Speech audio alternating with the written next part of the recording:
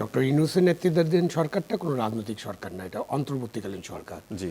এবং আমাদের রাজনীতিবিদদের 34 বছরের ব্যর্থতার কারণে এরকম একটা সরকার এখন প্রতিষ্ঠিত হয়েছে এবং আমরা এগুলো দেখতে পাচ্ছি।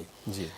সর্বাঙ্গে ব্যথা সারাবেন কিভাবে? এটার উত্তর হচ্ছে যে প্রথমে তো আপনি কিছু জায়গাকে নিউট্রাল করবেন এবং কিছু জায়গায় পরিবর্তন আনবেন, এবং যাদেরকে দিয়ে পরিবর্তন করবেন তাদের মাধ্যমে আপনি একটা সংস্কার প্রকল্পে যাবেন, পরিকল্পনায় যাবেন, বা একটা সংস্কারের রূপরেখা তৈরি করবেন। এখন আমাদের যে প্রজাতন্ত্রের যে যেগুলো আছে, বিভিন্ন বিভাগ আছে, সেখানে আপনার প্রশাসন, পুলিশ এবং বিচার বিভাগে একটা বড় সংস্কারের প্রয়োজন আছে। ওই সংস্কার যদি আমরা করতে পারি তখন আমরা সর্বাঙ্গে ঘা সারাতে পারবো। এবং সংস্কারের জন্য একটা প্রক্রিয়ার ব্যাপার, এবং সব কিছু আইনের মধ্যে করতে হবে। আমাদের সংবিধান, আমাদের বিধিবিধান, আমাদের আইন যা আছে, সেই আইন যদি সংশোধন করারও প্রয়োজন হয় সেটা সংশোধন করেই করতে হবে।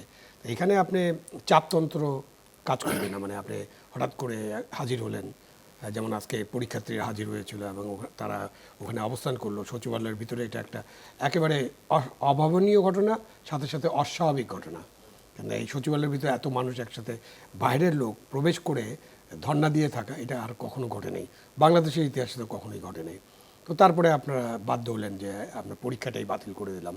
এবং এই বিবেচনা করা হয়েছে কিনা, এটা কতটুকু যৌক্তিক, এটা আলোচনার দাবি রাখে। এবং আমার কাছে মনে হয় এটা খুবই একটা অযৌক্তিক সিদ্ধান্ত হঠাৎ করে নেওয়া হয়েছে।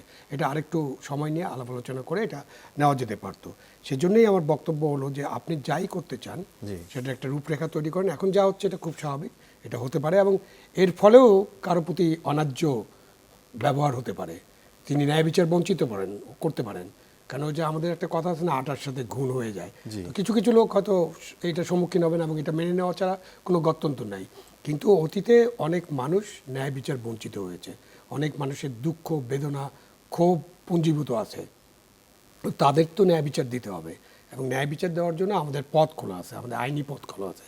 আইনি পথটা অনুসরণ করতে হবে, এবং সেটা করলে অবশ্যই আমি মনে করি যে সরকার যে কাজের জন্য সরকারটা গঠিত হয়েছে, এবং সরকার তো অনেক কাজ, মূল কাজটা হলো তো অর্থনৈতিক সংস্কার, রাজনৈতিক সংস্কার, এই প্রশাসন, বিচার বিভাগ, পুলিশের সংস্কার, এবং অন্যান্য যে এজেন্সিগুলো আছে সেগুলোর সংস্কার, ইভেন গণমাধ্যমের সংস্কার, এটাও একটা তাদের ইম্পর্টেন্ট এজেন্ডা।